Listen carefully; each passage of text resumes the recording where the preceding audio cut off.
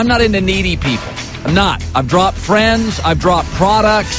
I'm not into needy people. I like people who can roll with the punches.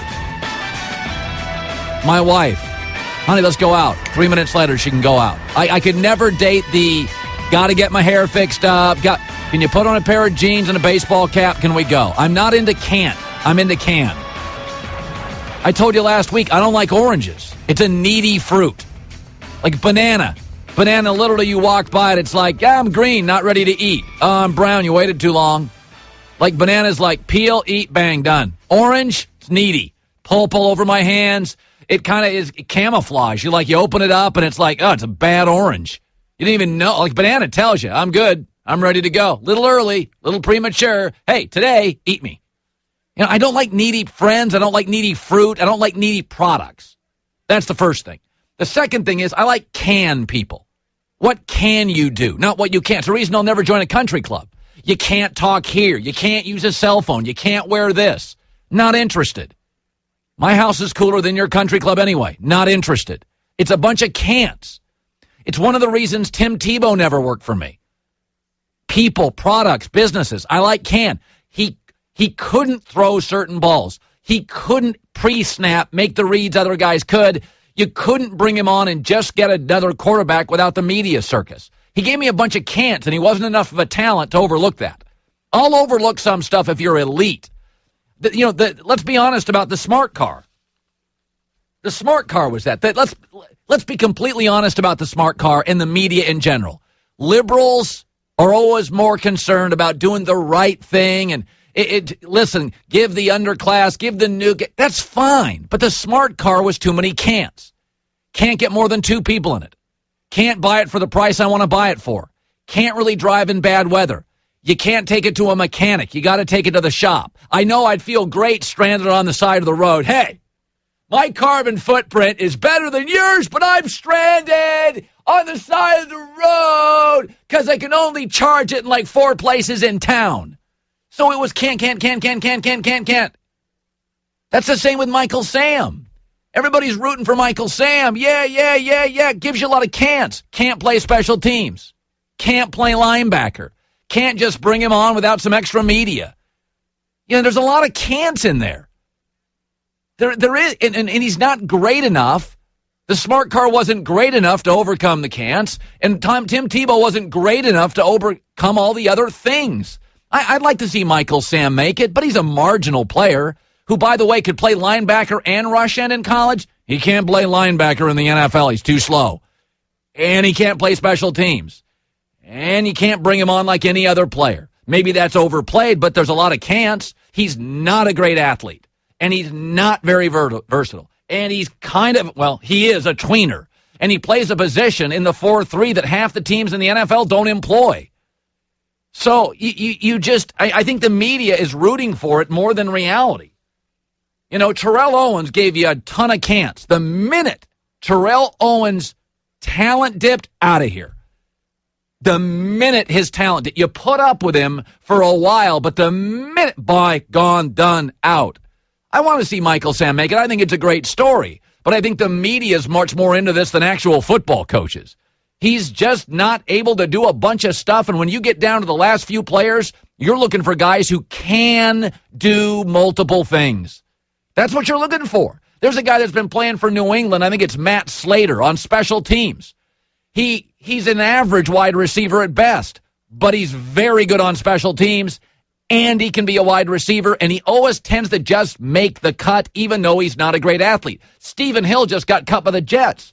The guy's faster than a jet, but he can't do anything. He can't catch consistently. He can't break off routes the right time. Can't. So the Michael Sam thing is, when you get to the end, I know the media is rooting for it, but there's not a lot he does. I'm sure he'll end up on some team, and I'll be happy for him, but I think the media is much more into this than coaches. Coaches are looking for versatility. That's what they're looking for. And Michael doesn't give you a lot of that. So, let's hope it works out. But at this point, it's so funny, and I'm just... I think if I was a coach, I'd be like Jeff Fisher said, I'd be rooting for Michael Sam. But in the end, I think he would frustrate me because I don't think he could do enough. It's funny, years and years and years ago, with my ex-wife, I went out to lunch with a friend of hers who was a vegan. We sat down to lunch, and she couldn't eat anything. I mean, I was just like, how could you live like this? How could you be with her? I told my wife at the time, I'm like, the whole menu was off limits. I'm like, what can she eat? What can the country club let me do? What can Tebow do? He's not a great enough talent to give me can'ts. Michael Sam doesn't do enough at the highest level. You start eliminating stuff he can do. Sorry, I think the media is much more into this than coaches. I think you get to the end of a roster, you're looking for Swiss Army knives. Can guys do two? That's Belichick's whole career is based on. Belichick recruited a guy, signed a kid, I think he drafted him a few years ago from Ohio State, who was just a special teams player. He can put him on the punt team, the punt return team, the kickoff return team. He can be on the scout team. He can be a backup linebacker. Can. Not a great talent, but he can do a bunch of stuff. You got a salary cap. You got limited rosters. What can you do? Heard brought to you by Regis, fully furnished office. Plug in, get to work, call 1-800-OFFICES. Here's another thing that to me is bewildering. It's just bewildering. So the Houston Texans gave J.J. Watt $100 million. And he's a great guy, and if anybody makes $100 million in the league on the defensive side, I guess he'd be it, right? Great guy. But I'll tell you, this is another one of these things. Baseball's doing this too. I am shocked at who gets the money. I've never been jealous of people making the money. Roger Federer, I can't watch tennis if he's not on the court. He deserves to be the highest paid athlete in the world. Nadal, Federer, I won't even watch tennis. Say what you want about Mike Tyson. I haven't watched a heavyweight fight since he left.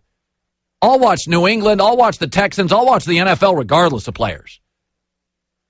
There's just not that many players in the NFL that are worth that much money. Paying J.J. Watt $100 million. Whoa! When J.J. Watt's on the field, people rush for 4.1 yards. When he's off the field, they rush for 4.4. Woo!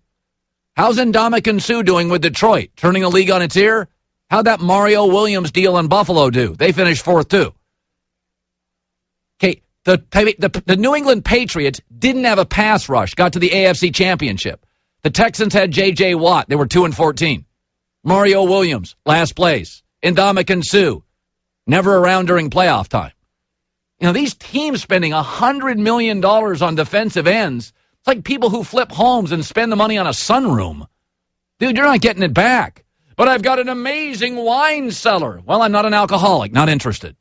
My workout room would be great if I played corner for Florida State.